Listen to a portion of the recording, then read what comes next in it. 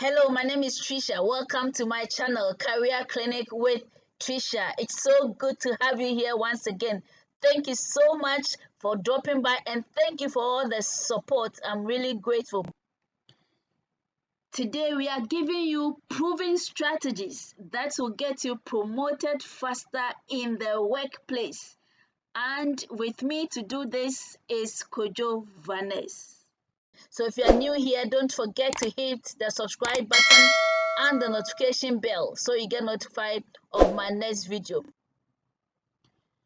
Kojo Vanes is a strategic human resource management, recruitment, talent and competency management, performance management, and learning and development expert. He has over 13 years experience and mastery in change management, coaching and mentorship, diversity management and international human resource management, compensation and benefits management, labor and industrial relations, and succession planning. He is currently the head of marketing and corporate communications and the country coordinator for sustainable management at the Bank of Africa, Ghana. So, if you're ready, let's get into it. Great. Now, can you help us when it comes to promotion within an organization? What are the factors that are considered before one is promoted? Okay, so I'm sure this is where the meat of the discussion is going to be. So there's a I'm going to discuss the things I have used in my life journey, in my career path, that has gotten me to where I have gotten to. I started life as an engineer. I went to Takoradi Polytechnic. I completed in 2006, I think so. 2006. That's when I completed, and I started doing my national service. After my national service, I became a mechanical engineering supervisor after my national service. Then I did that for a period of time, and I moved to work with ProCredit, and I also rose to become a unit head in my unit. And then after some time in ProCredit, I joined Bank of Africa, and I was in HR. Then I was moved to become the head of service excellence, that's customer service, and now I'm the head of marketing and also the country coordinator for the sustainable development. So everything I'm going to discuss are things that personally I have used. Personally, I have coached people to use, and they have attained what they want to attain. And that's the nuggets I'm going to discuss with you. These are not things that I have read from any book. Maybe one day I'll write a book with it. But these are truth or real life experiences I'm going to share with everybody here. Okay. The first thing I would say is that anytime I find myself in any job, I make sure that I learn everything that comes with the job. So that's talking about having or acquiring knowledge. Every job. When I was leaving ProCredit to join Bank of Africa, in ProCredit I was handling recruitment and talent management. When I was joining Bank of Africa, I was going to be training and performance management. I had not done training and performance management as a job on its own before. I had done it as bits and pieces in my job, but as a whole schedule, I had not. So I was going to be interviewed on something I virtually had no idea about. And this one, I'm sure when my former boss gets connected, he will be surprised I'm saying this. This is the first time I'm saying this. I had no idea about it. But from the period I was giving the job description to the period I was going to have my interview, everything I was supposed to learn and understand about that job, I took that 2 weeks to learn and understand it, such that when I sat in front of them and I was speaking to them as if I was an expert. And like I mentioned, I was actually arguing with some of them, and eventually the head of HR on the panel, he was quite upset because he wanted to see whether I knew what I was talking about. And he had to end up coming in to back me and support what I was saying, because I had become knowledgeable in the work I was doing. I had acquired a certain knowledge that had made me an authority in what I was speaking to. So it's very important that in performing your job, have the needed knowledge. Know your manuals left, right, and center. Open it. I was moved to, when I was in HR, I had done HR for years, since 2006 to 2010 to 2016. I had done HR over and over and over and over again. Then I was moved to customer service.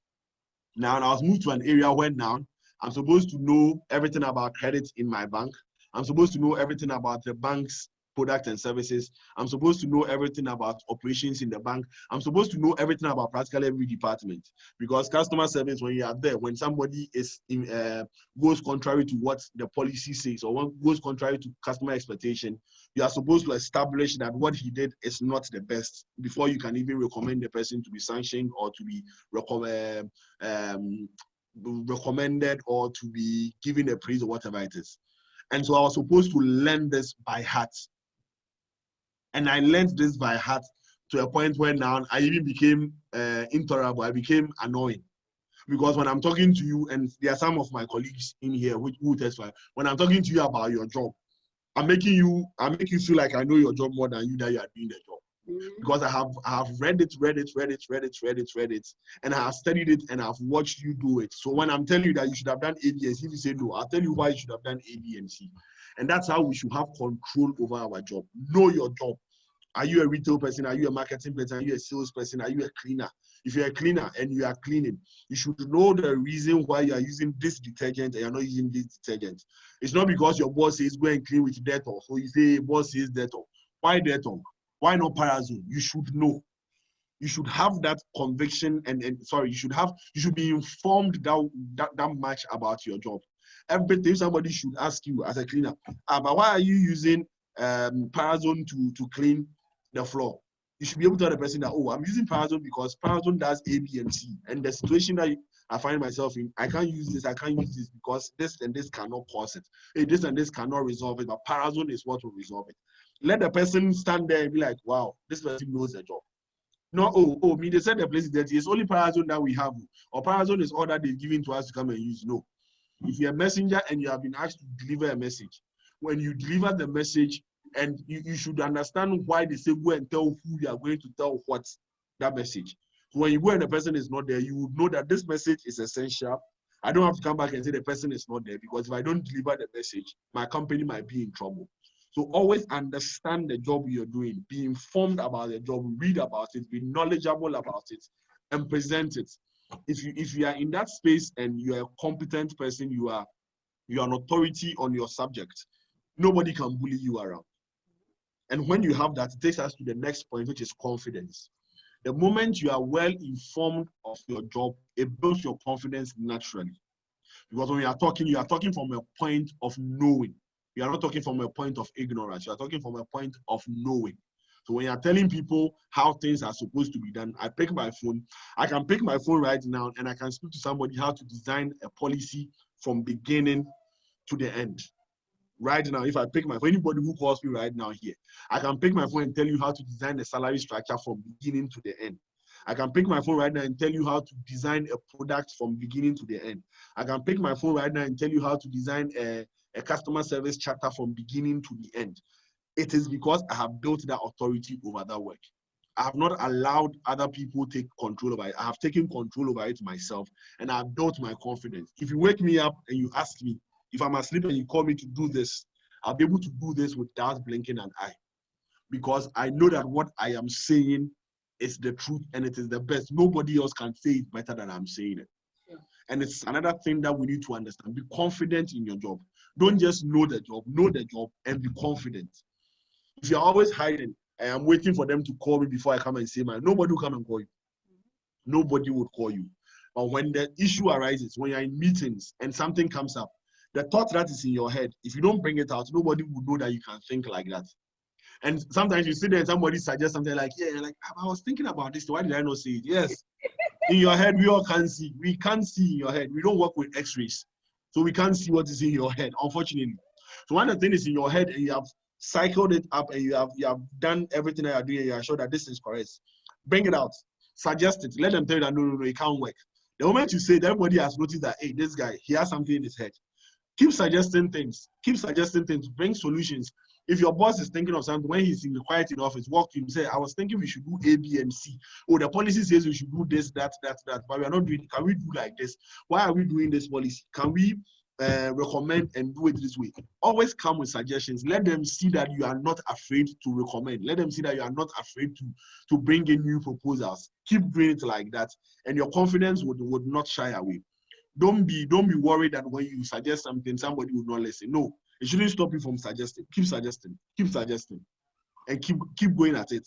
Just make sure that you know what you are doing and you are bringing it up. It shouldn't be a problem. That's the second one. The third one is positioning yourself. Now, this is very, very dicey because it falls in two sides. You can position yourself with a godfather in your company, where your godfather will be the one who is lifting you in the company and getting you promoted. But the day your godfather leaves, that ends your promotion. Because the person who does not like your godfather now becomes somebody who does not like you, will make sure that you don't get promoted again. So that one is there, that route is there. You can use that route and get to the top, but you only stay there and you don't move again. Or you can choose to use another route where instead of going through godfather, you are going through your competence and positioning yourself. So if your MD or your director walks to your office and your boss is not there, he wants your boss to do something for him, but your boss is not there, would you have the confidence to ask your MD, oh, is there something you need us to do for you? Please give it to me. I can be able to do it. If you're able to do that, you have positioned yourself in a way where your MD sees that or your director sees that, wow, if nobody, if the HOD is not there, there are people in the department who can do the job. You see, your MD sits at the top. He doesn't know anybody. The only people he gets to meet are the head of department when they come for meetings. So in his head, these are the people who can do the job. Until you position yourself for him to see that you can also do the job, nobody will get to know about you. Nobody. When you do memos, put your name under and sign with your boss. When you are doing documents, put your name under and sign. You should not continue to be in the shadows and think that they would see me anywhere. When you are in the dark, nobody sees you. But the very moment you are in the dark and you light a little candle, that light of the candle can be seen by anybody else in the dark and they can walk to your direction straight away. If you hide in the dark with what you know, nobody will see you and recommend you for anything. But once you are in the dark and you light your candle, once you are in the dark and you light the match, no matter how small that light is, even when you turn your phone on, no matter how small, everybody can walk directly to you. And that's how you're supposed to work. Position yourself such that everybody would notice you in your organization. It does not mean you have to be walking around and backbiting people. No. Use what it is that you know to position yourself. Use what it is that you know to position yourself. Let your boss know that when it comes to you, he can depend on you or she can depend on you. Position yourself. What are you noted for in your company? When they mention your name, Stephen, when they mention your name, Patricia, when they mention your name, Randolph, when they mention your name, Andy, Desmond, Eko, Haliku, what are you noted for in your company? What is that one thing that they will mention your name for? What is that one thing that they will say that, oh, if it comes to this thing here, go to Stephen. If it comes to this thing, go to Ambrose. If it comes to this thing, go to Samuel. If it comes to this thing, go to Haliku. What? That is how you should position yourself. Such that when it comes to it, there are instances, my current role that I am in, I was sitting by somewhere like I normally say. And I was actually even on leave. And there was a meeting that we need somebody to fill this vacancy. And unanimously, everybody in the meeting room, those who have worked with me, those who have not worked with me, those who like me, those who don't like me, everybody mentioned that, oh, for this role, it's Kojo that can do it. Why? Because I had positioned myself and I had made myself noticeable that when it comes to anything that has to do with service, given things that are not tangible, I am the best person that can do it. And that's how I positioned myself. It doesn't matter what anybody else thinks. So if you are working in retail, you are working in credit, you are working in sales, you are working in administration, you are working in procurement, what is that one word that everybody can see that when it comes to Patricia, when it comes to Duran, when it comes to Stephen, this is his niche. Create that niche for yourself. Create that niche for yourself. That's the third one. The fourth one is leading your colleagues. Leading your colleagues. Leading your colleagues. Now, a lot of times, the people that make promotion or make it difficult for us to bring the best out of ourselves are not our managers. They are our own colleagues. When your manager is not there and you want to exert a bit of authority and get the things, and then they start calling you names. You are too no. Is this company for your father? Oh, please, please, please, please. You people have come before you and they are gone. Oh, don't come and come. They say all those things. That, oh, please, we are just looking for our daily bread. They pass all those comments. So if your teammates do not see a leader in you, nobody else will see a leader in you. I repeat that statement again. If your teammates, the people you're working with, if they do not see a leader in you, nobody else would see a leader in you. You don't expect your line manager to see you to be a leader when your peers do not see you to be a leader. Learn to lead your colleagues first. When there's work given, be the one to make sure that the work is being done. If you're on a project site and work is given, you might not be there. Don't wait to be the head of department or be called a manager before you start exerting pressure. It will be too late. The very day you are working with your team members, my team would tell you from HR, from engineering, when we are joking, we are joking. When it's lunch time, we'll joke. But when work is given, forget it. If it means that I have to shout, I have to scream, I have to do whatever it is for you to do your work, I'll do it. When we finish, we'll be best friends. If you don't understand why I'm asking you to do the job and because of that you won't talk to me again, then we're not friends in the first place. Because my friend understands that when it is work, we have to do it. And that is basics for me. So I was not head of HR, but in the period when work had to be done, I had people who were more senior than me in the department. But they knew that, Charlie, when work has to be done, when an assignment has been given, when there are KPIs, when there are targets, when there is a strategic plan for the department, action plan we have to do, and my end output is dependent on yours. You look, we will do it. You will not like it, but we will do it. And they are not, they will pretend they are not comfortable, but at the back of their mind, they appreciate you. They see you in a different light and they see that you are a serious person. If tomorrow anybody comes to the department and say, oh, who do you think amongst you deserves to be a head of, all of them will point a finger at you. Not because of anything, but because they know that when it comes to work, you are not like them. That thing that is in you, they wish they will get, they can't get. And that's how come they'll keep discouraging you. You are too low. What do you know? When did you come on this job? It's a job for your mother. Hey, you do this job. This is when you keep doing it the way you are doing it. Which one will remain for you to come and do tomorrow? They pass all those comments because they see something in you that they know that they wish they had it, but they can't have it. And so they have to discourage you so all of you be at the same level. So nobody will be better than the other person. When they leave you to go the way you are going, within a period of time, you will leave them and become their head of department or become a manager or get promoted and they'll be where they are. So it's important for you to learn how to lead your colleagues first. Don't wait to be a manager, lead them. In the office, in your branch, in your unit, in your department, anywhere you find yourself, lead your colleagues, lead them. Make the suggestions, things come up, work come up, take up responsibility. Guys, let's do this, let's give ourselves timelines, lead. Meetings come up, they ask a job, oh, we need to do this, oh, I volunteer, I'll lead this assignment, oh, I volunteer, I'll lead this project. Always bring yourself up and lead and let people, and it's when you are leading your team members that you make the small mistake you are supposed to make and correct them. So tomorrow when you are given the higher responsibility, you don't make that mistake again. So let me give you a small analogy.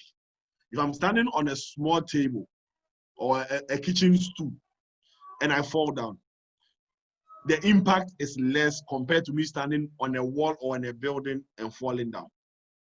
When you start learning how to lead your team members, you are standing on a chair. The mistakes you make stays amongst amongst you guys. So you're on a kitchen stool, and when you fall, yeah, the impact is minimum. It's not a problem. But when you don't fall at that level, and you go and you stand on a wall straight away and you fall, everybody sees the disgrace of your department. Everybody sees it, and it becomes a bigger shame to manage. It's important. That's how come children have to learn how to crawl, how to walk before they learn how to run. Your walking stage is managing your team members. Before you are given a department to manage, or before you are promoted to be at the top to manage people. Until you learn how to do that, you can't be able to get, you won't be able to get to that top that you want to get to. Then my fifth point, I've given 4 so far, right? Acquiring knowledge, building confidence, positioning yourself, and leading your peers. Okay, so my fifth point would be being positive. Being positive. Now, being positive simply means have the right thinking, about your job, have the right thinking about your work environment, have the right thinking about where you work. In this country, we are full of negativity. I don't know where it came from. We are very religious people, but we are full of negativity. I don't know how you can be religious and full of negativity. It doesn't work, but it's working in our system, and I don't know how. And until you get rid of negativity in your mind, trust me, everything that I've said from point 1 to point 4 won't work for you.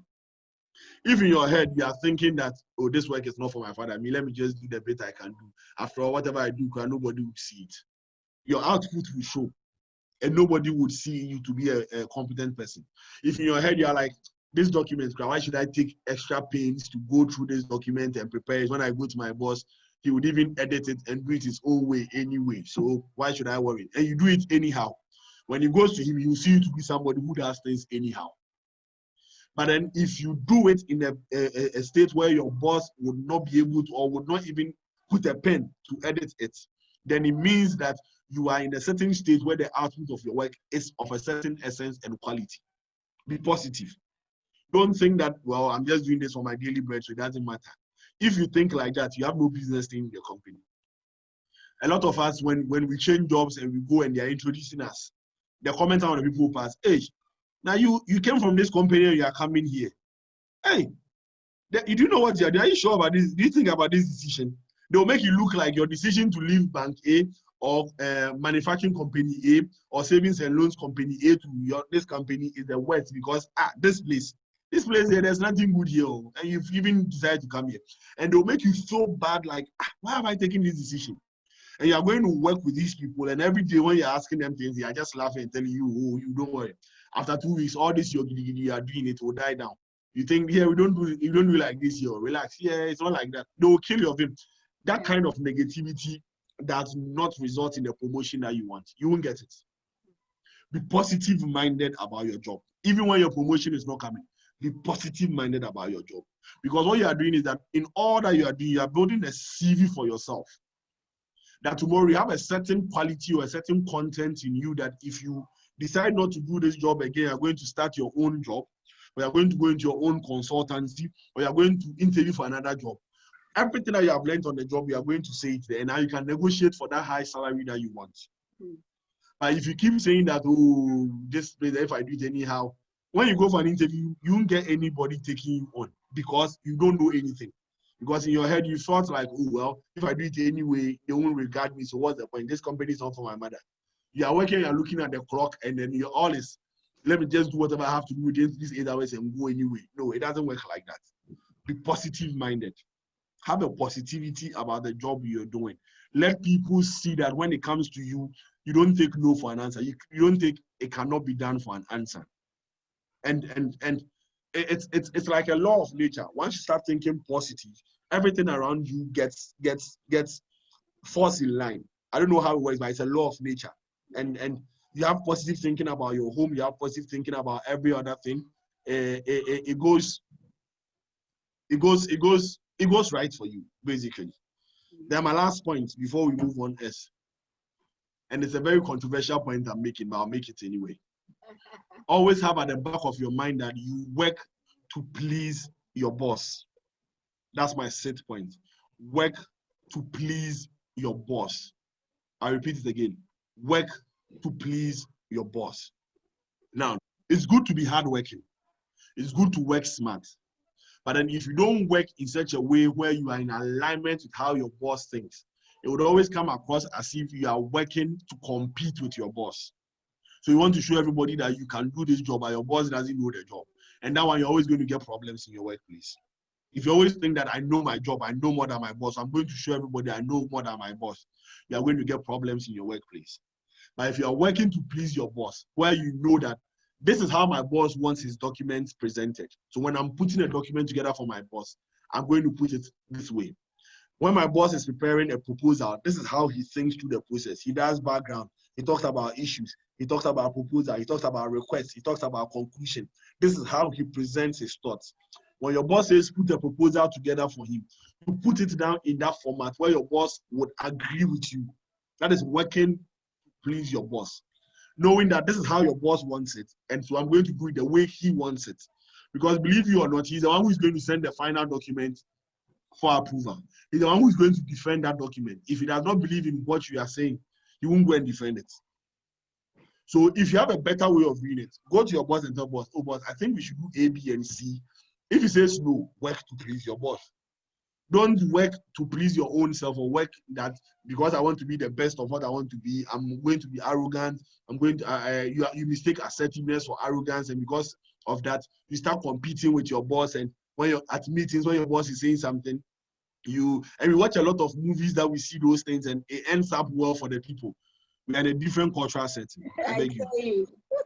We are in a different. We watch movies, we watch series, and you see a boss and there's somebody sitting doing a presentation. The boss does a presentation, and then they are like, nah, this is not good. And somebody sitting there and just comes and say, oh, I have a better solution, and everybody's clapping for them. And yeah, it works in America, it works in UK, in Ghana. Our setting is different. Yeah. And you can't hide away from our cultural settings. They have an impact on our work. So if you know that your boss is somebody who does not want to be challenged in meetings, don't go to meetings going to challenge your boss. Note your point. When you close on the meeting and you come, go to his office and tell him, oh, boss, you said A, B, and C. I think if we do C, D, and E, it will work. Discuss with him, tell him why you think. So if he says no, he wants to insist on his A, B, and C. Yeah, that's it. But in his head, it is registered that you are not somebody who just sits for you to be told what to do. You have a thought process of your own. And the person starts appreciating. The next time when he wants something to be done, he comes to you, Patricia, can you give this a thought? Because now he knows in his head that your argument you got is superior, but he wants to be the boss. So then now he wants you to start the process. When he comes and he adds his own, it's like he has improved on your process. And then it starts working perfect for you. Now your boss can actually say that, oh, I can leave the office for Patricia because Patricia would be able to handle the department anyway. So always be a hardworking staff, be a smart working staff, but work to please your boss. Patricia, so we can these are my few factors that I can talk about. Thank you. And I know that these are not textbook points or based on any theory, but based on your experience. These are very practical, and these are the things we need to do. Thank you so much for watching. If you are new here, don't forget to hit the subscribe button and the notification bell so you get notified of my next video. Until I see you again, keep preparing for your dream job and your career advancement. Bye.